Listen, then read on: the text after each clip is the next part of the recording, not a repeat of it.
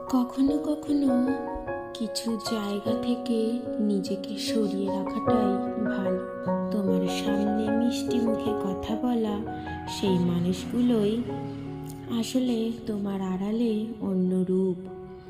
তাই যখনই নিজের উপলব্ধি হবে তোমার জন্য জায়গাটা ঠিক ভালো লাগছে না, বেরিয়ে এসো সেই মুহূর্তে। হতে পারে সেই মানুষগুলো তোমার খুব আপন, কিন্তু মনে রেখো, আপন মানুষরাও চোখের আড়ালে চরম শত্রু হতে পারে। তোমাকে তোমার চেয়ে বেশি ভালো আর কেউ বাসতে পারে না।